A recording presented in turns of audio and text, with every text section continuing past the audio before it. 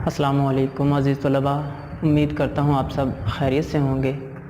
तो अज़ीज़ तलबा, electrical third year में ET 316 यानी कि AC मशीन्स में आज हम डिस्कस करेंगे ऑपरेशन ऑफ प्रैक्टिकल ट्रांसफार्मर।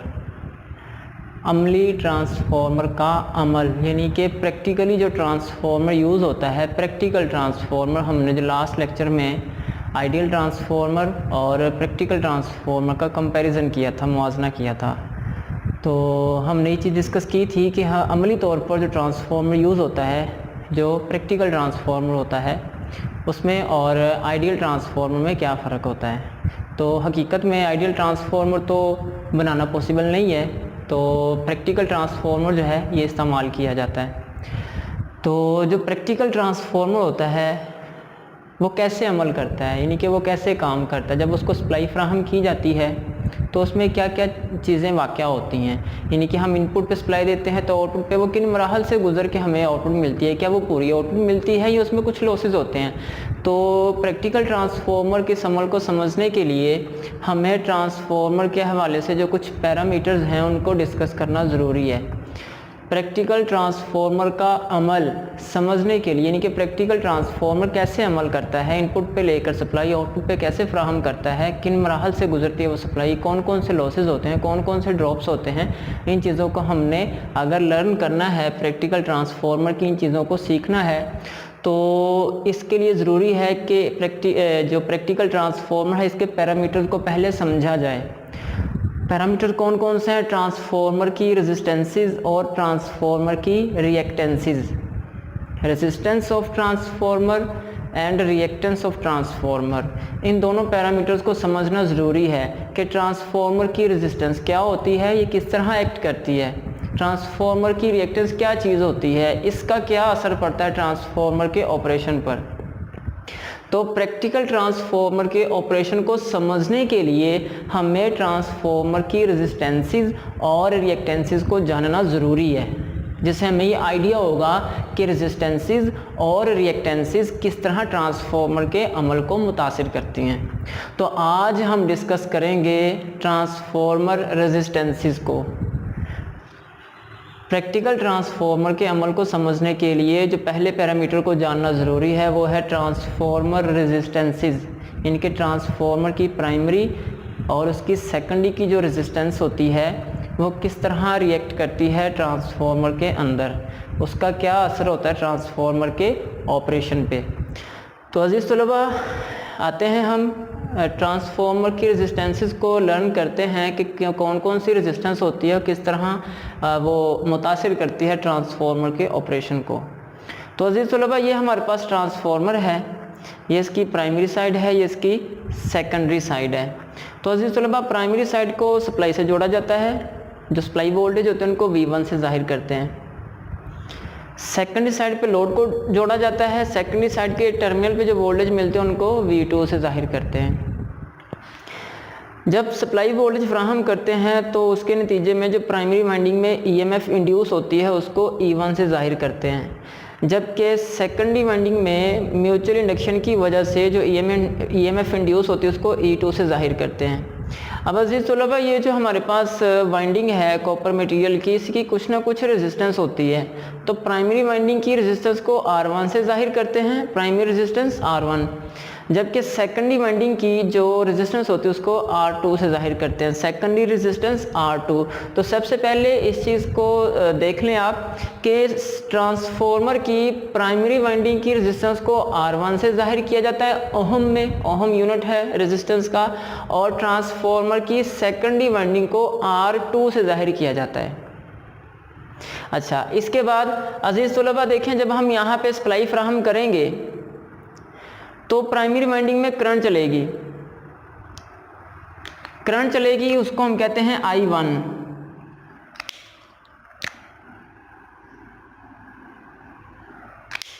जब आपने प्राइमरी वाइंडिंग को सप्लाई फ्राहम किया तो उसके नतीजे में प्राइमरी वाइंडिंग में करंट चलेगी I1। अब वो जो करंट ट्रांसफार्मर की रेजिस्टेंस में से गुजरेगी तो कुछ वोल्टेज ड्रॉप होंगे, I1 IR V is equal to IR, यानी कि जब आप सप्लाई फ्राहम करेंगे प्राइमरी को तो प्राइमरी की रेजिस्टेंस की वजह से उसमें जो करंट चलता है दोनों के हासिल ज़रब के बराबर वोल्टेज ड्रॉप होते हैं। तो जो ट्रांसफार्मर के प्राइमरी साइड पे जो ईएमएफ इंड्यूस होती है वो मालूम करने के लिए आपको प्राइमरी वोल्टेज में से प्राइमरी वाइंडिंग की रेजिस्टेंस की वजह से जो वोल्टेज ड्रॉप होते हैं वो माइनस करना पड़ेंगे। यानी कि आपने यहाँ पर वोल्टेज फराहम किए हैं, उसके नतीजे में प्राइमरी में ईएमएफ इंड्यूस हुई है, लेकिन वो जो ईएमएफ इंड्यूस हुई है वो मालूम करने के लिए अप्लाइड वोल्टेज में से रेजिस्टेंस की वजह से जो वोल्टेज ड्रॉप हुए हैं वो माइनस करने पड़ेंगे। यानी कि E1 is equal to V1 minus I1 R1। इसका मतलब ये है कि प्राइमरी वाइंडिंग की इंड्यूस्ड ईएमएफ जो है वो अप्लाइड वोल्टेज और रेजिस्टिव ड्रॉप के वेक्टर के फ़र्क के बराबर होती है।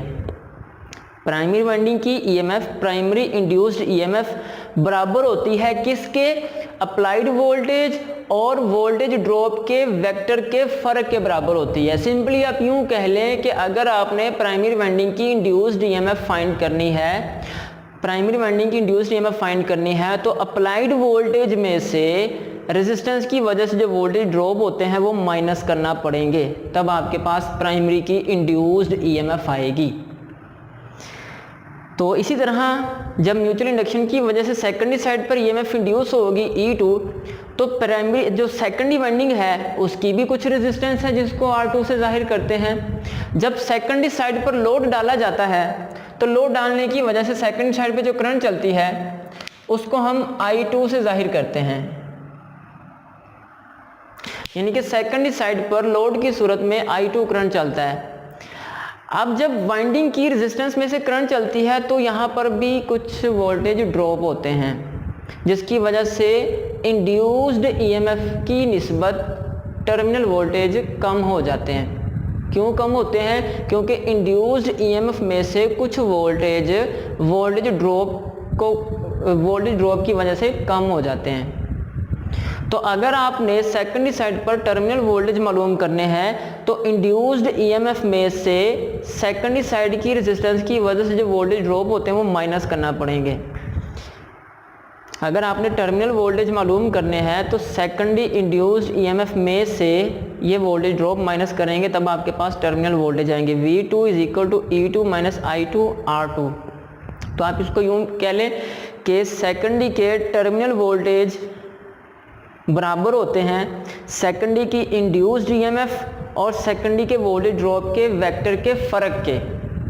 सेकेंडरी की इंड्यूस्ड ईएमएफ और सेकेंडरी के वोल्टेज ड्रॉप के वेक्टर के फ़र्क के बराबर होते हैं टर्मिनल वोल्टेज। या सिंपली आप यूँ भी कह सकते हैं कि टर्मिनल वोल्टेज मालूम करने के लिए V2 मालूम करने के लिए E2 में से ये वोल्टेज ड्रॉप माइनस करने पड़ेंगे।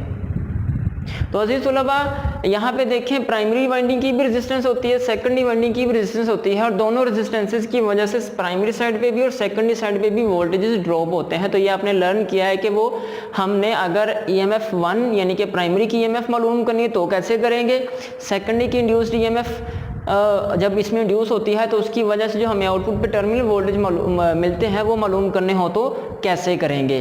तो उम्मीद करता हूँ कि इन चीज़ों की आपको समझ आ गई होगी। तो अज़ीज़ तलबा इसी रेजिस्टेंस के हवाले से ही हम आगे चलते हैं। तो अज़ीज़ तलबा ट्रांसफार्मर के अमल को समझने के लिए मज़ीद इसमें जो कैलकुलेशन की जाती है, मतलब कि कैलकुलेशन का मतलब ये है कि प्राइमरी में कितने वोल्टेज ड्रॉप हो रहे हैं, सेकेंडरी में कितने वोल्टेज ड्रॉप हो रहे हैं। प्राइमरी की कैलकुलेशन लहदा और सेकेंडरी की कैलकुलेशन लहदा करनी पड़ती है हमें। अगर हम चाहते हैं कि ट्रांसफार्मर की जो कैलकुलेशन करनी है वो एक ही साइड पे की जाए, या प्राइमरी साइड पे या सेकेंडरी साइड पे, तो उसका तरीका क्या नहीं, उसका हल ये होता है कि हम क्या करते हैं, ट्रांसफार्मर के किसी एक साइड के पैरामीटर को दूसरी साइड पे मुंतकिल कर देते हैं। यानी कि प्राइमरी के पैरामीटर को या सेकेंडरी साइड पे शिफ्ट कर देते हैं या सेकेंडरी साइड के पैरामीटर को प्राइमरी साइड पे शिफ्ट कर देते हैं। तो इस तरह जो कैलकुलेशन का अमल होता है वो एक ही साइड पे करते हैं, या प्राइमरी पे या सेकेंडरी पे, तो कैलकुलेशन का अमल आसान हो जाता है, आसानी से हम हिसाब किताब का अमल कर लेते हैं। तो अज़ीज़ तलबा हमारे पास यहाँ पे एक पैरामीटर है, हम रेजिस्टेंस को डिस्कस कर रहे हैं, प्राइमरी की रेजिस्टेंस R1, सेकेंडरी की रेजिस्टेंस R2। तो अज़ीज़ तलबा देखें हमारे पास ये ऑप्शन होता है कि हम ट्रांसफार्मर की सेकेंडरी साइड की रेजिस्टेंस को प्राइमरी साइड पे मुंतकिल कर लें। ताकि हम रेजिस्टेंस की वजह से जो वोल्टेज ड्रॉप होते हैं या जो भी मसाइल पैदा होते हैं, जो रिएक्शंस होते हैं इसके, वो एक ही साइड पे हम उसको कैलकुलेट कर सकें। तो हमारे पास ये तरीका ऑप्शन होता है कि ट्रांसफार्मर की एक साइड के पैरामीटर को दूसरी साइड पे मुंतकिल कर लें। तो अगर ट्रांसफार्मर की सेकेंडरी की रेजिस्टेंस को प्राइमरी साइड पे मुंतकिल कर देंगे, यानी कि इस R2 को हम प्राइमरी साइड पे शिफ्ट किया तो उसको फिर हम R2 बार से जाहिर करेंगे। R1 ये प्राइमरी की अपनी रेजिस्टेंस है प्राइमरी साइड की, जबकि R2 बार का मतलब है कि ये सेकेंडरी की रेजिस्टेंस है लेकिन हमने रेफर किया है इसको प्राइमरी की तरफ। R2 बार ये सेकेंडरी की रेजिस्टेंस है लेकिन ये प्राइमरी साइड पे मुंतकिल कर दी है हमने। तो मुसावी रेजिस्टेंस है ये प्राइमरी के लिहाज से, लेकिन है ये सेकेंडरी की है। तो सेकेंडरी साइड की रेजिस्टेंस को जब आप प्राइमरी साइड पे मुंतकिल कर देंगे तो उसको R2 बार से जाहिर करेंगे। R1 ये प्राइमरी की अपनी रेजिस्टेंस, R2 बार ये सेकेंडरी की रेजिस्टेंस है जो कि प्राइमरी की तरफ मुंतकिल की है। तो इस तरह वो रेजिस्टेंस भी इधर मुंतकिल हो गई, तो इस तरह यहाँ से हम एक ही तरफ कैलकुलेशन कर सकते हैं। अब बात यह है कि जब सेकेंडरी की रेजिस्टेंस को R2 को प्राइमरी की तरफ मुंतकिल करना है तो कैसे करेंगे। तो उसका तरीकाकार ये है कि आप सेकेंडरी की जो रेजिस्टेंस है R2 उसको ट्रांसफॉर्मेशन रेशो के मुरब्बा पर तकसीम कर दें, R2/K²। अगर आपने इस ट्रांसफार्मर की सेकेंडरी की रेजिस्टेंस को प्राइमरी साइड पे मुंतकिल करना है तो सेकेंडरी की रेजिस्टेंस को K² यानी कि ट्रांसफॉर्मेशन रेशो के मुरब्बा से तकसीम कर दें तो R2 बार आ जाएगी, यानी कि सेकेंडरी की रेजिस्टेंस प्राइमरी की तरफ मुंतकिल हो जाएगी।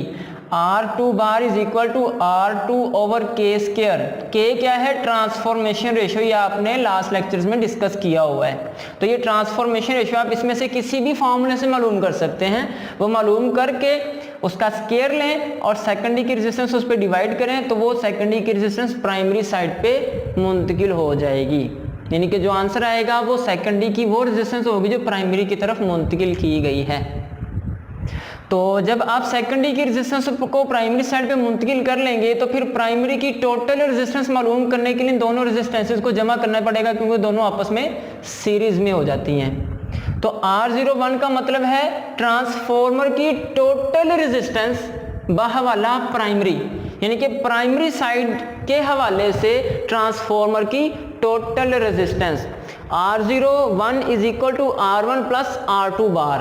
ट्रांसफार्मर की टोटल रेजिस्टेंस प्राइमरी के हवाले से बहवाला प्राइमरी, R1 यानी कि प्राइमरी की अपनी रेजिस्टेंस प्लस R2 बार यानी कि सेकेंडरी की जो प्राइमरी साइड पर मुंतकिल की है रेजिस्टेंस उसकी वैल्यू।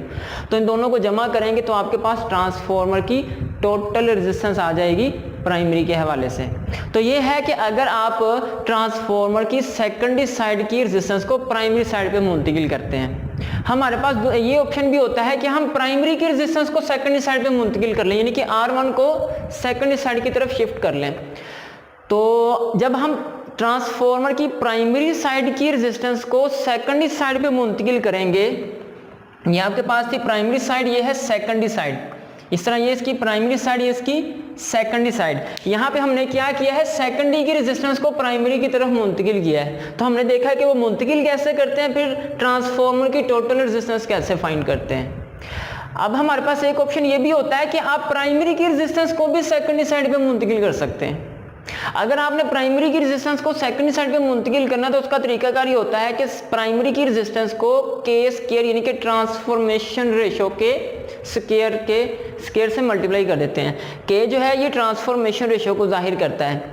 तो R1 bar is equal to R1K², यानी कि इस फार्मूले की मदद से ट्रांसफार्मर की प्राइमरी साइड की रेजिस्टेंस सेकेंडरी साइड पे मुंतकिल हो जाएगी। R1 bar is equal to, R1 bar का मतलब है ये प्राइमरी की रेजिस्टेंस है लेकिन ये सेकेंडरी साइड पर मुंतकिल की गई है।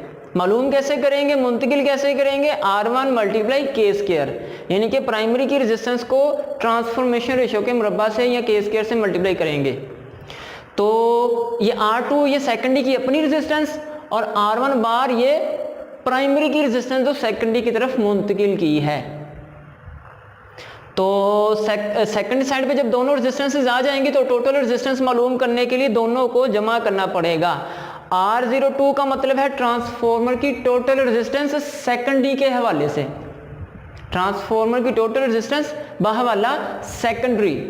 मालूम कैसे करेंगे? R2 ट्रांसफॉर्मर की सेकेंडरी की अपनी रेजिस्टेंस और R1 ट्रांसफॉर्मर की प्राइमरी की वो रेजिस्टेंस जो सेकेंडरी की तरफ मुंतकिल की है, R2 प्लस R1 बार, इन दोनों को जमा करेंगे तो आपके पास ट्रांसफॉर्मर की टोटल रेजिस्टेंस बहवाला सेकेंडरी आ जाएगी। तो ये थी ट्रांसफॉर्मर की टोटल रेजिस्टेंस बहवाला प्राइमरी, ये ट्रांसफॉर्मर की टोटल रेजिस्टेंस बहवाला सेकेंडरी। तो इस तरह रेजिस्टेंस को, सेकेंडरी की रेजिस्टेंस को प्राइमरी साइड पे या प्राइमरी की रेजिस्टेंस को सेकेंडरी साइड पे मुंतकिल करके किसी एक साइड पर हम कैलकुलेशन कर सकते हैं। दोनों साइड पर कैलकुलेशन करने की बजाय किसी एक साइड पर ही, प्राइमरी या सेकेंडरी पर कैलकुलेशन करने के लिए ये पैरामीटर को मुंतकिल किया जाता है। तो अजीज तलबा यहाँ तक उम्मीद करता हूँ आपको समझ आ गई होगी। तो अगले नंबर पर अजीज तलबा ये देखें कि रेजिस्टेंस की वजह से सिर्फ वोल्टेज ड्रॉप नहीं होते, जब रेजिस्टेंस में से करंट चलती है तो हरारत की सूरत में कुछ पावर ज़ाया होती है। जब रेजिस्टेंस में से वाइंडिंग की रेजिस्टेंस, ये वाइंडिंग की रेजिस्टेंस शो बाहर की है हमने, वाइंडिंग की जो रेजिस्टेंस होती है उसमें से जब करंट चलता है तो हरारत की सूरत में कुछ पावर ज़ाया होती है, उसको हम कहते हैं कॉपर लॉस, क्योंकि कॉपर की वाइंडिंग होती है। तो हर रेजिस्टेंस में जो पावर ज़ाया होती है करंट के चलने की वजह से उसको हम कॉपर लॉस कहते हैं। तो कॉपर लॉस हमारे पास मालूम करने का फार्मूला होता है, आपने पढ़ा हुआ है I²R। इस फार्मूले की मदद से हम कॉपर लॉस मालूम करते हैं।